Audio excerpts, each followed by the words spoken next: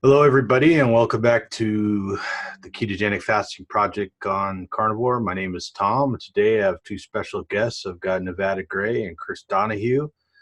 They were kind enough to come on and give us some tips on making some lifestyle changes and tell us a little bit about their story. So why don't we start with Chris real quick? Chris, why don't you give them a quick rundown of what your story was like? Sure. Well, Tom, thanks for having us on. I appreciate it. I appreciate all the great work that you do. Um, my story. I've been in the health industry for a long time, over 20 years, serving in various roles and aspects, and personally, though, my own health just continued to deteriorate. I was very large most of my life, but I just kept getting bigger and bigger, topped out at over 500 pounds. I had a lot of serious health issues. I had diabetes and depression and diverticulitis, kidney stones, gout. It just like every time I turned around, every month, there was just some new problem. My body was just shutting down. And I tried everything. I really did.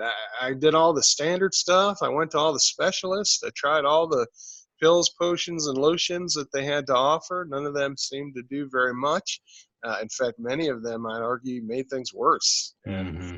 not only masked some of the symptoms and allowed some deeper stuff to go wrong, but just threw off my whole system. And was on a lot of antibiotics for many years, and of course, you know what that'll do to you. Anyway, long story short, I tried. Was a vegetarian for a time. I did all kinds of weird diets. I ate baby food for 3 months. That definitely didn't work. I anything that seemed like, all right, this might help. I gave it a shot, and nothing worked. I paid a nutritionist. I followed the standard advice. I did the chicken and broccoli diet, and I got pretty desperate. What wound up happening is I almost died.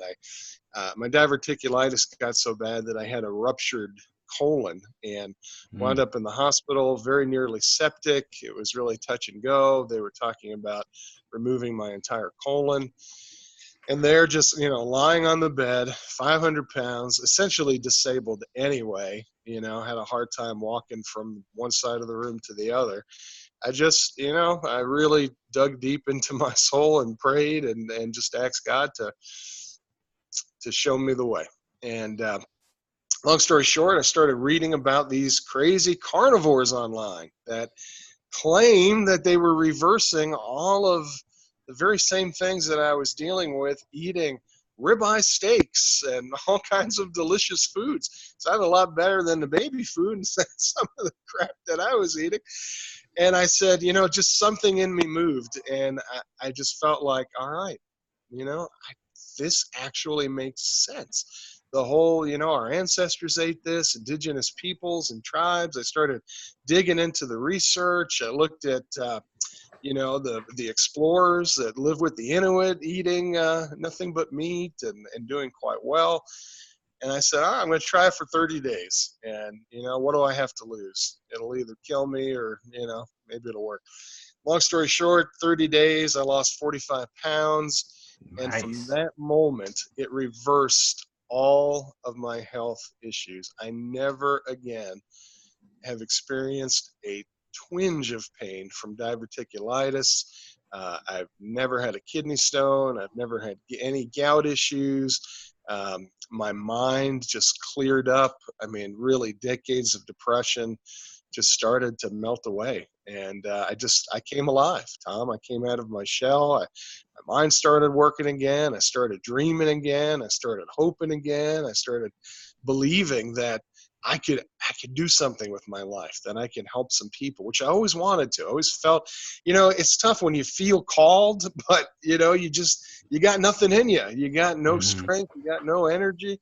And so anyway, fast forward, it's been not even 2 years. And, you know, I've lost 220 pounds and counting. I'm in the best shape of my life. I went from not being able to walk at all to hiking in the mountains and just really enjoying life, passionate about helping other people. I did go back to school, got certified as a health coach and a hypnotherapist, and very, very blessed and fortunate to connect with Dr. Nevada, and the two of us are just been able to build an amazing community online and a fantastic podcast. And I just couldn't be more grateful. And I'm actually very happy with a lot of the way my journey was, Tom, because I feel like I could relate to a lot of people. You know, I've been there, I've been at the bottom, I've been hopeless. I know it's some people, even right now listening to this, I know what they're feeling. And you know, it's my hope to be able to help them, meet them where they're at, and help to walk them towards purpose and health. Yeah, that's a powerful story. So how about you, Nevada? Do you go by Nevada or Nevada, by the way? However you want to pronounce it, or you could just call me Nev. My friends call me Nev. It seems like everybody in California says Nevada and everybody else says Nevada. So I don't know. Yeah, I think it just depends on your accent, but you can call me Nev, call me Nevada, whatever you want to call me. It's fine. All right. Yeah, so thank you so much for having us on, Tom. Chris You're and I welcome. love your group, and we love your YouTube. So I've been on a previous episode with Tom, so I'll keep my story short and abridged for all you guys. So essentially, I struggled my entire life with polycystic ovarian syndrome, otherwise known as PCOS, and that came along with a ton of beautiful cosmetic problems and irregular menstrual cycles, obesity, and eventually a diagnosis of prediabetes, which I just consider having, diabetes. I was on the road to that. I was 220 pounds plus at my pharmacy school graduation, and I posted a picture of myself on my Instagram, my diploma. I used that diploma to shield my body the entire day to cover how big I was, and I could barely walk up the stairs without being short of breath and sweating buckets to get my diploma. And looking at those pictures, I'm like, wow, I was really failing in my health. And part of what got me into healthcare with nursing and pharmacy was I just wanted to help people, but I also wanted to help myself. And I thought, oh, I'm going to have, all this insider knowledge that I can fix what's going on, and, I'm going to save the world. And what ended up happening was I just kept getting sicker and just not feeling well and more overweight. So I decided after I graduated school, I'm going to start the paleo diet. I'm going to hire a trainer. I lost 50 pounds, and then I had a herniation of a disc in my lumbar spine at my L5-S1 that caused quad equina syndrome, which is a rare partial spinal cord injury. It essentially paralyzed me from the waist down. I had to learn how to walk again. I had to correct my muscle imbalances in my legs. And I did that by using 4 pillars, which was first ketogenic diet, then a carnivore diet. I used mindset, the work of Joe Dispenza, so that I could visualize my body healing. Sorry, there's an airplane going over my building right now. I don't know if you guys can hear that.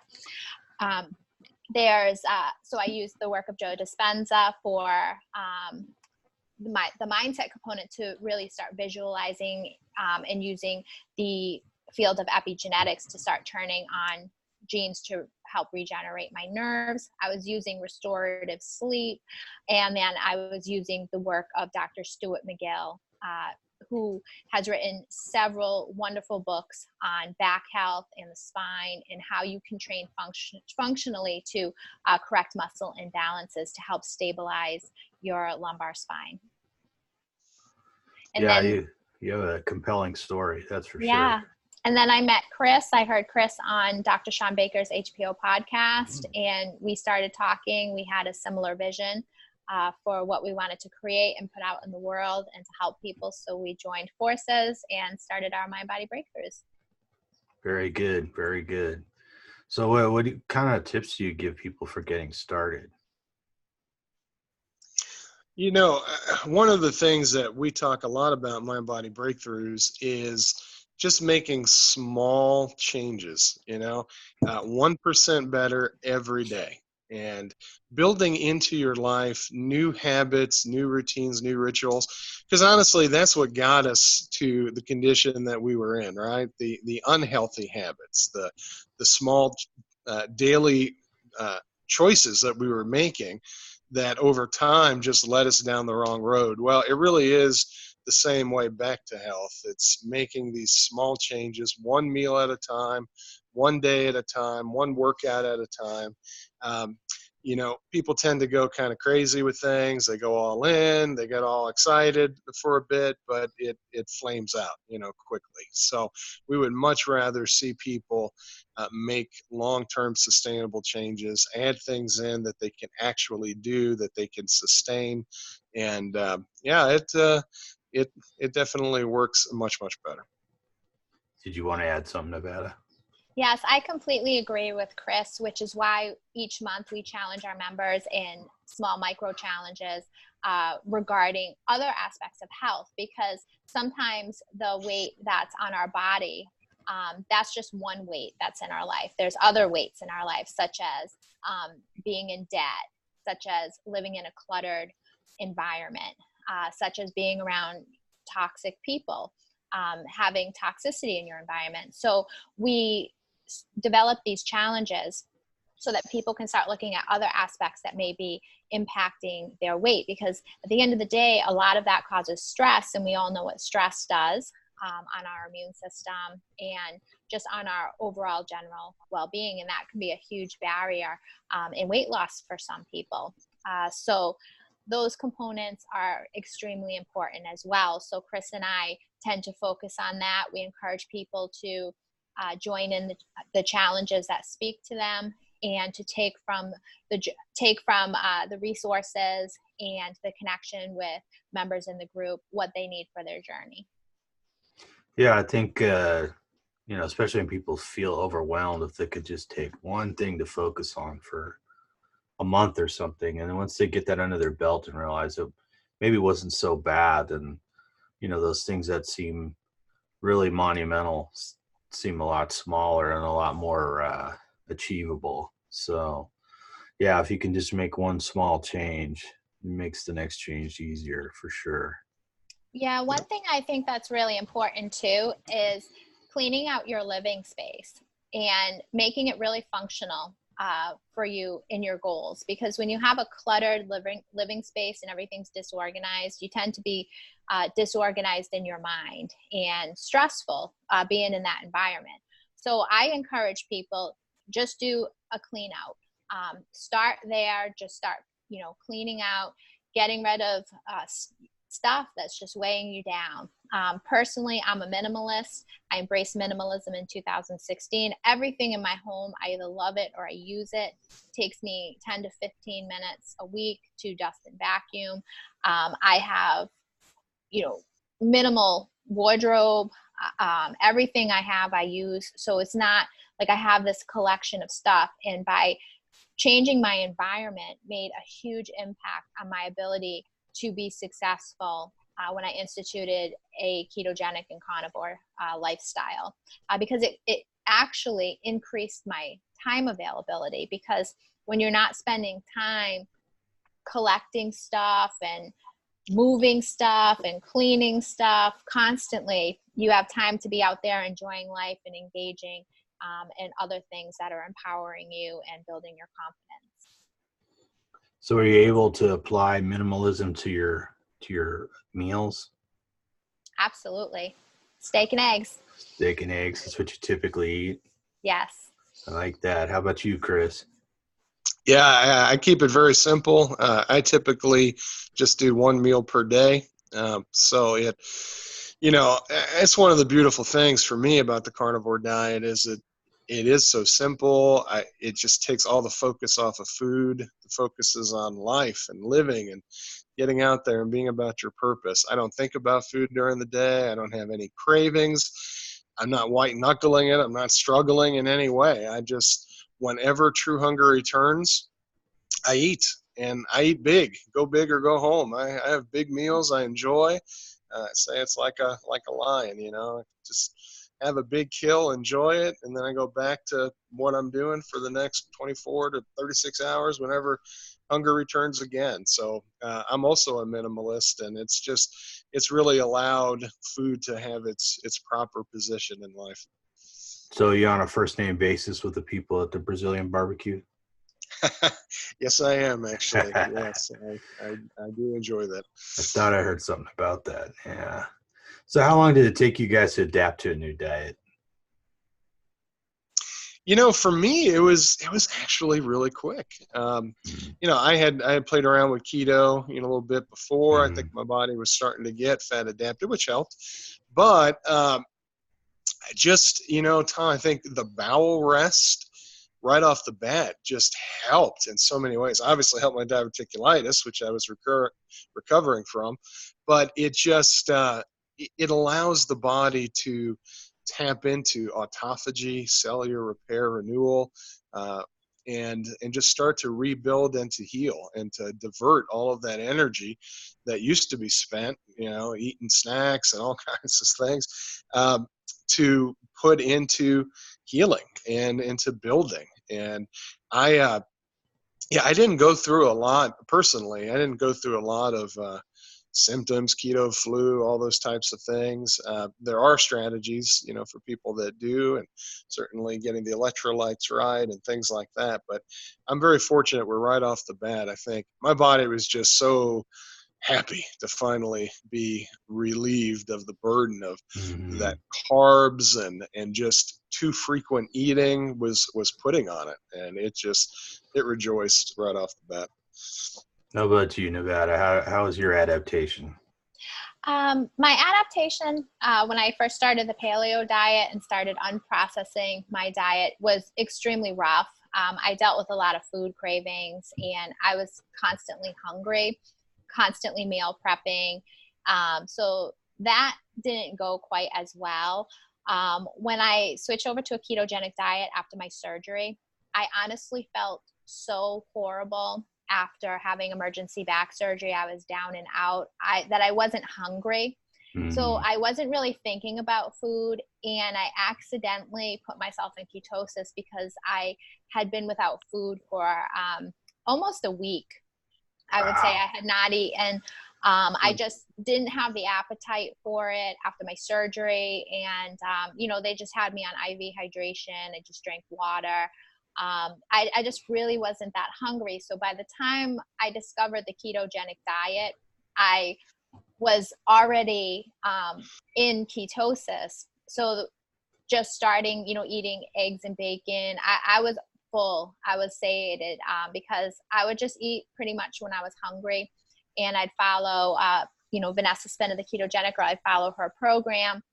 And then one thing I struggled with that was I was craving animal fat and protein more than what was allotted on a traditional, well-formulated ketogenic diet.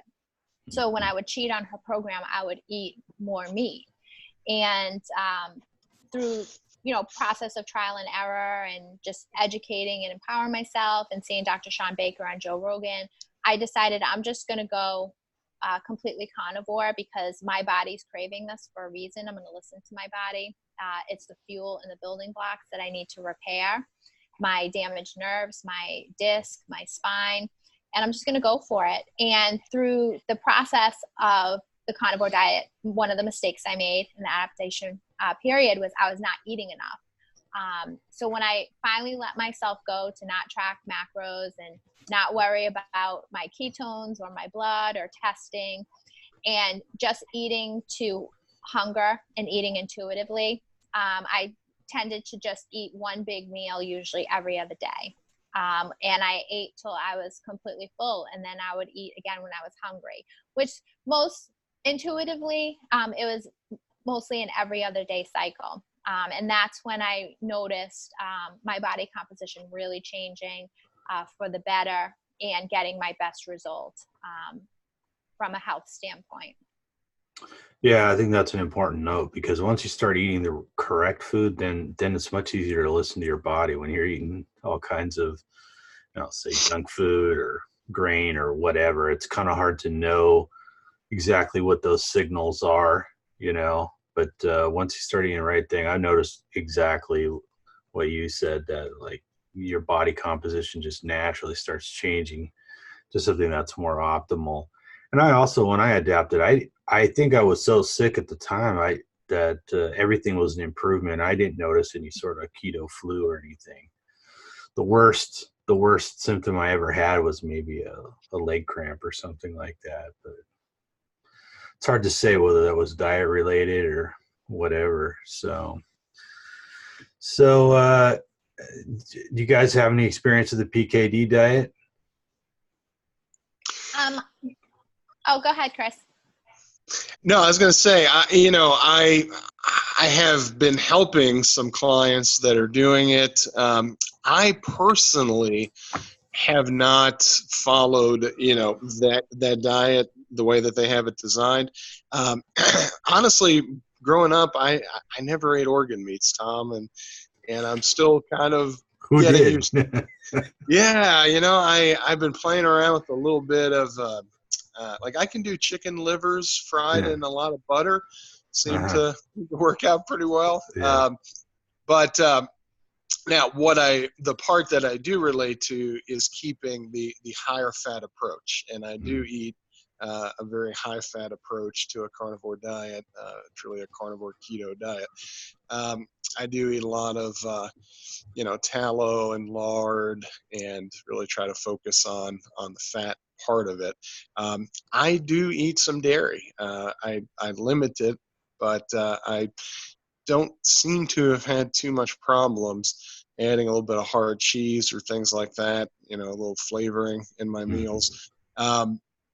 But for those that really have the, autoimmune or facing very serious conditions, then, a PKD approach, removing all dairy, and really focusing in on, the very high fat in the organ meats, can definitely be a useful approach. Yes, I agree with Chris. I think their program is really well formulated based on the research and case studies that they have so far and what they've learned. And I really love how they've evolved that based on that, and how they allot for patients that do have better intestinal permeability than others. So they do a lot for carbs in one of their protocols versus the one that does not have carbs. Personally, I tend to do better on a higher fat. I just feel like my body needs the fuel. I have fooled around with the macros, and I've gone, leaner cuts, higher protein. And for me, even though it helped me lean down, it was not sustainable for me because my body was starving for the fuel. So I tend to listen to my body for the macros, and 9 times out of 10, I tend to end up doing just a 2-to-1 fat to protein naturally. Yeah, I noticed that the higher fat worked pretty good until I started lifting a lot, and then I needed more protein. Mm-hmm. And I think that was one of the first times it was really clear to me that the signals I was getting for my appetite and my body were clear and accurate, because it got results. I did the PKD to get rid of psoriasis, and it was exactly what Chris was mentioning, that had to cut out the dairy. And I've done a recent experiment. The only way I can eat eggs is if they're hard boiled. Otherwise, the psoriasis starts coming back. But yeah, it's pretty miraculous that you can just change your diet. I know I've got a friend, Kevin, in Florida, and he has ankylosing spondylitis. He was on Humira for 15 years. Wow. And I had come across some articles, so the average cost of that was $15,000 a year. And he said, yeah, that's exactly why I started looking for a dietary solution. He's like, it was really expensive, and he was gradually getting worse. And he was an avid runner. So he was trying to eat healthy, and he had this autoimmune disease that was very expensive to treat with biologics and stuff like that. So he turned it all around by going low carb keto. So pretty inspiring stuff. Do you guys have any opinion on supplements and vitamins and stuff like that? Go ahead. Oh, go ahead, Chris. Sorry. No. That's all right. Go ahead. Okay. Yeah. So I believe in functional supplementation and functional pharmacy. So if a patient needs it for a quality of life or to treat a condition, absolutely use that tool. That's what it's there for. But in certain patients with neurodegenerative conditions and autoimmune conditions, where intestinal permeability is extremely important in being able to heal that, to prevent autoimmune attacks from happening. Supplements might not be the best option just because of emulsifiers that are in a lot of these products that can really disrupt the intestinal permeability, disrupt the mucus layer, and you never know what could be hijacking a ride with some of these across the intestine. So we know about lectins and stuff like that are in the gut. So depending on your diet, some of these substances, bacterial cell walls could be hijacking a ride across. And just as an observation in the community, I observe a lot of transformations. I notice the patients that get the best results actually eliminate the supplements. Because if you're having an autoimmune response and you're taking a combination of supplements and then you're upping your protein and your fat, but you're still eating certain vegetables, specifically high lectin vegetables, such as nightshades, which are very common in the ketogenic community, then not only are you disrupting your permeability through emulsifiers, but you also have the problem of lectins crossing the gut barrier and going into systemic circulation. And these little plant proteins love to bind the sugars on cells, and whatever cell they may have an affinity for, such as, for example, in your thyroid, in your joint, in your skin, you could develop an autoimmune condition. We know that lectins bind mast cells in the stomach, so a lot of people develop heartburn. That's why we see when patients go carnivore and eliminate high lectin foods, they get rid of their heartburn. It goes away. We've seen lectins bind in the endometrium. There was a 1991 study showing that it changed the environment in the uterus in women that had unexplained fertility. I believe it was peanut lectin, soy lectin that was binding there. So depending on what that affinity is for, then it can only compound a problem. And that's why I've noticed, and this is just an observation, I'm not an expert in this, that patients that are having the best result, and a lot of the patients that follow the PKD have a good result because they're eliminating these factors that could be contributory to the autoimmune process. Fascinating. How about you, Chris? What do you got to add to that? Yeah, I agree with everything Nevada said. I guess my whole message is that the body has within it everything that it needs for life and health. And so for me, it's more about supporting health from within than trying to swallow health in a pill, So now, that said, there are some common sense things that I think can be helpful. For instance, if people are flushing out a lot of oxalates, something like a potassium citrate to bind to that. Like, there's really short-term, targeted, functional supplementation that I would recommend for certain conditions, certain issues. I am an herbalist, and so I think that there's a place for herbal medicine, for kind of natural alternatives to antibiotics during acute type health situations. But the ultimate goal is to get the person off of all supplements completely and to get to the point where they're getting everything they need from their diet, and then looking to nature. Sunshine is a supplement. Fresh air, grounding, water, cold, heat, sauna, using these external natural things to drive the body's own endogenous production of certain hormones, upregulating, testosterone and serotonin and melatonin, optimizing your body's inboard healing mechanisms, I think is a much better approach. Yeah, I'm pretty sure it was the painkillers that was taken for my arthritis that made my psoriasis go into overdrive. So a lot of those medications have things added to them, emulsifiers or just additives that help them pass through the intestinal wall more readily. And then, of course, that can cause the leaky gut, which just opens you up to having problems with all kinds of foods and other additives. It's interesting what you said about cold too, because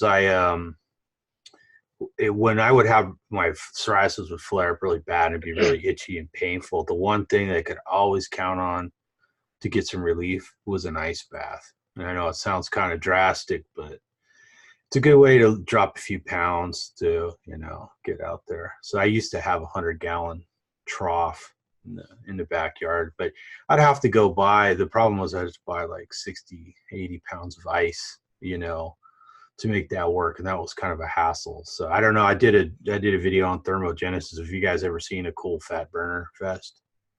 It's like a garment that you pack ice. Oh yeah. Yeah. Actually. I like that for recovering from workouts, especially heavy upper body workouts. Yep. So yeah, cold is powerful medicine. I've been taking cold showers regularly for about the past year and a half, and utilizing cold plunges and things during the winter. It's just a lot of benefits. Stimulates the immune system, but like you talked about with fat burning, it stimulates the brown fat, which metabolically active fat burns the white stored fat for energy, and it can definitely be a secret weapon. I've got clients who, for various reasons, aren't really able to exercise very much, and we've utilized strategies like cold to really boost their fat burning, and they've been able to lose substantial amounts of weight doing some of these passive things, which is to me, it's beautiful when you get your body to become an efficient fat burner and then support it with some of these passive things. It's not, struggling for hours a day in a gym and yet getting really, really good results. Yeah, the amount of energy you can burn staying warm is considerably more than what you can burn exercising. So yeah, it's an interesting fact. Yeah, it really is. So let me see here. Tell me about the types of changes you've seen in people's mood, as far as, how happy they are with their anxiety, their depression and stuff like that. What kind of impact have you guys seen with diet? I think just within our community, we're seeing a lot of people with resolution of anxiety and depressive symptoms. And I think that goes along with a nutrition component, but also because people are returning to a sense of purpose in their life. There's people that are going back to school, starting businesses, and just through a simple nutritional change, lifestyle change, you just start feeling better and start, engaging in hobbies, having more of the human connection, just getting yourself out there. And I think that goes a long way for alleviating depression and anxiety, because a lot of people are searching for their purpose, and a misalignment of that in life causes a lot of people anxiety because, they're in jobs they don't enjoy. Every day they're doing something that they're not called to do.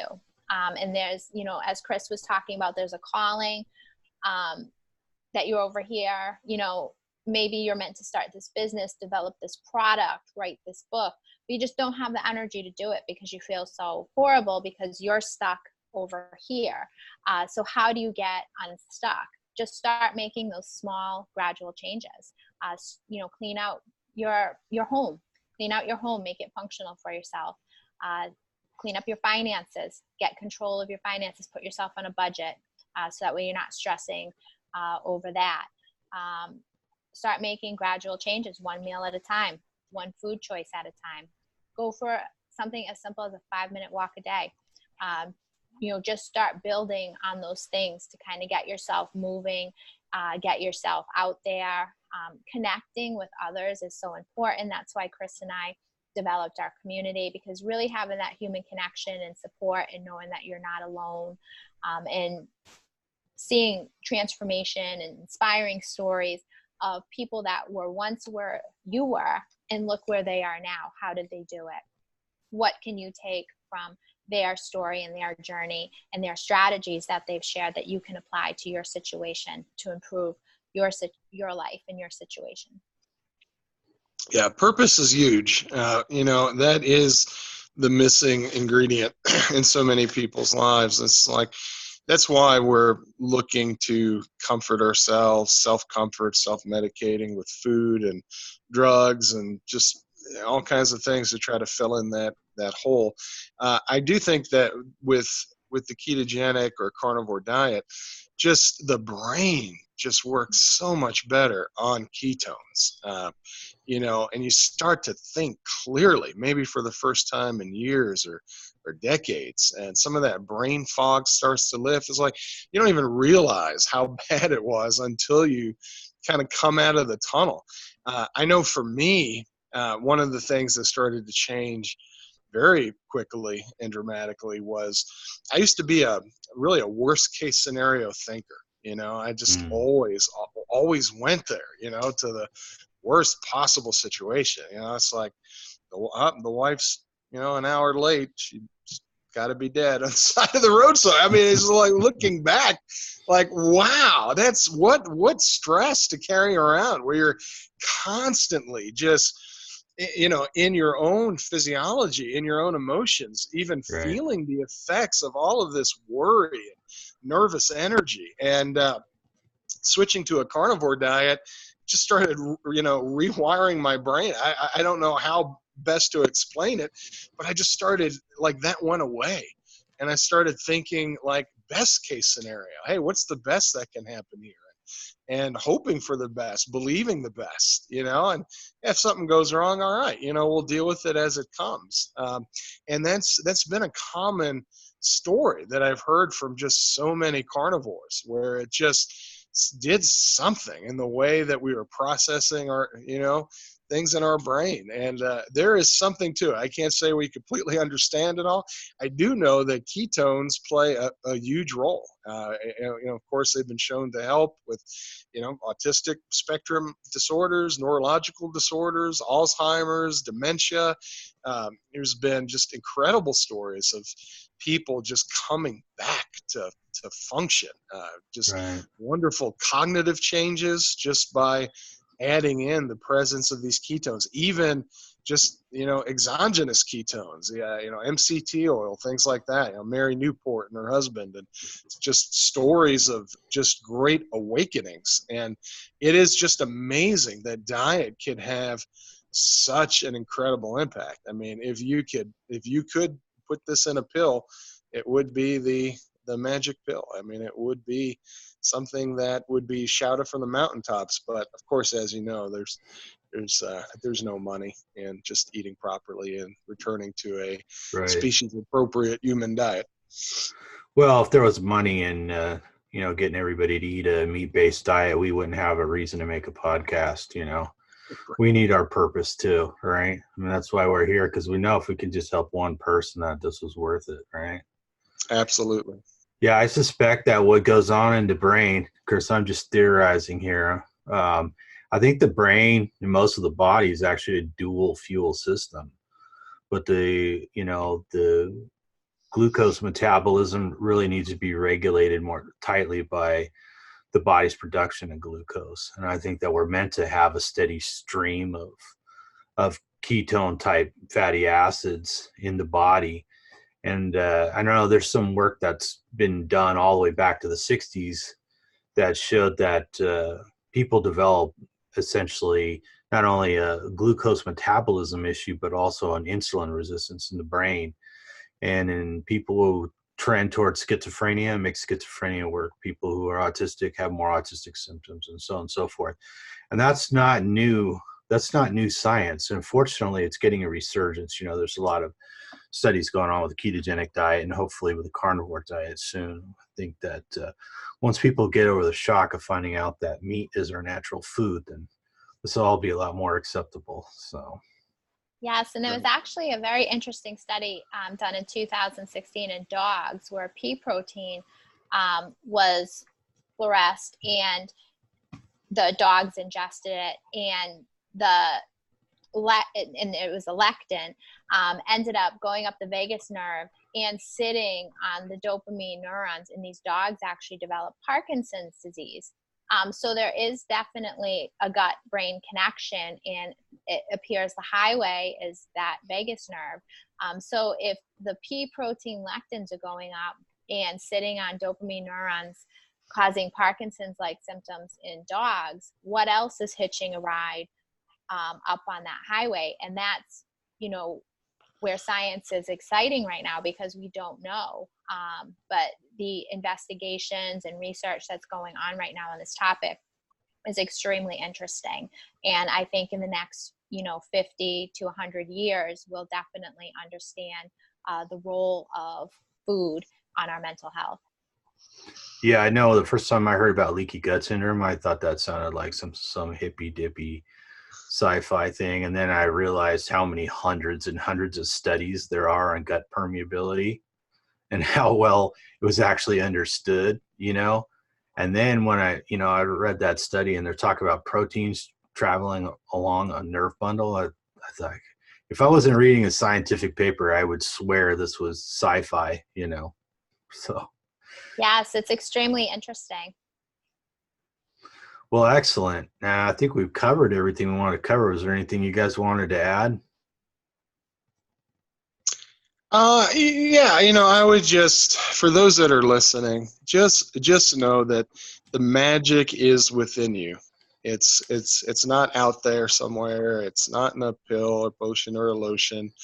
It's already inside of you. You have all of the healing capabilities.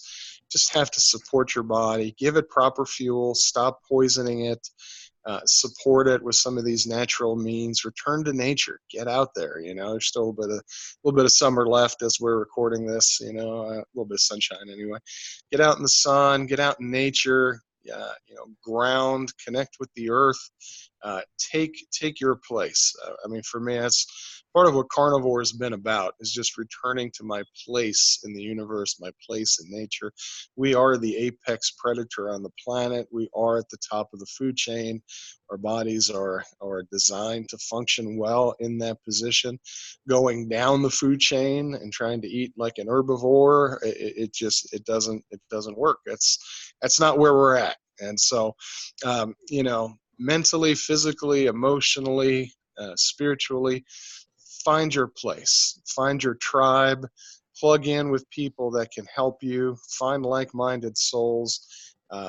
Nevada and I are certainly available if anyone needs some help or is struggling.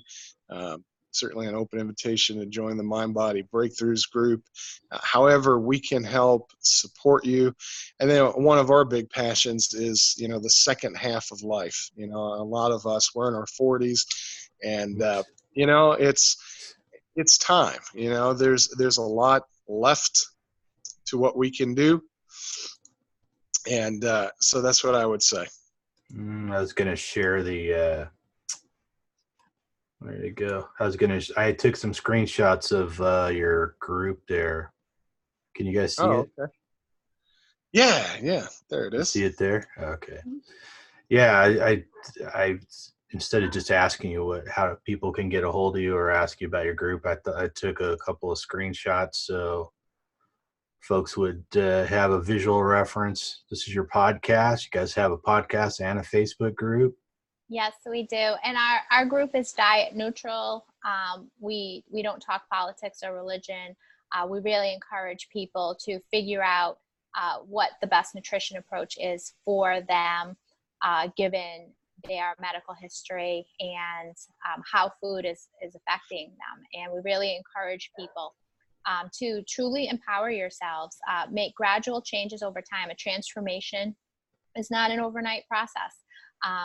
in the process of reinventing yourself, that takes time, because you're rediscovering who you are, what you like, you know, how you want to finish in the second half of life. Just because you're in your 40s or 50s, it doesn't mean your life is over. It doesn't mean you're old. You can Thank goodness. accomplish amazing things, because the next 40 years is going to pass, whether you sit on your couch and do nothing or whether you get out there in the world. You know, human connection is one of the most important things. Just reach out to people, because that's one thing that, you know, social media and you know, all of our cell phones and stuff, that's all great, and get to talk to people and connect with people, but it doesn't replace actual human connection. You know, holding somebody's hand, giving somebody a hug, all that stuff is important, and we need that in our lives. So really foster those relationships that are meaningful to you, and you know, show up as the friend that, you know, that you want to be, the friend that you're looking for. Show up as that person every day in your life, and just every moment is a chance to choose differently. So if you make a mistake or you choose wrong in, you know, this moment, the next moment is a chance to choose differently. So that's how you learn, and that's how you grow. So just be patient with yourself and be patient with the process. Yeah, I think it's important to build communities. I know when I started Autistic Carnivores, I thought, is anybody even going to join this group? And I thought, well, maybe there'll be 20 of us. And we just about hit a year now. We're well over 500. And I don't Yes. I don't even really know how it grows particularly. So Because you're helping people, and word travels through word of mouth, and you know, it's a great group. I'm in that group, and I love what you guys are doing in there.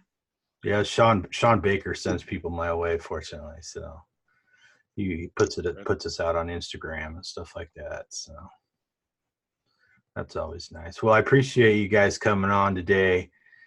Did you want to give out any more contact information or anything like that? Or I know a good place to start is just in your Facebook group for Facebook people. It's a very supportive environment. You guys do a great job there. Yes, we have our Facebook group. We have our podcast, which is Mind Body Breakthroughs Podcast. It's available on all your favorite listening platforms for streaming. Chris and I are on Instagram. Chris is at Carnivore Keto Coach, and I'm at the Paleo Pharmacist. We're also active on Twitter. We also have our Facebook business pages, and we'll be launching our Mind Body's Breakthrough Network, which is a website that we've been working on. Which will have all sorts of providers on there, guest blogs, lots of information, lots of resources. And Chris and I also do content creation and branding for small and large e-commerce business.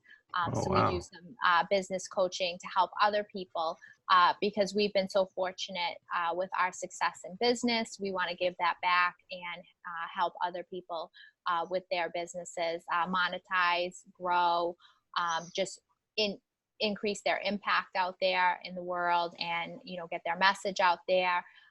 There are so many authors and physicians that have amazing online classes. So we do help with social media marketing and content creation for providers and for business brands on e-commerce. Wow. Excellent. Anything else, Chris?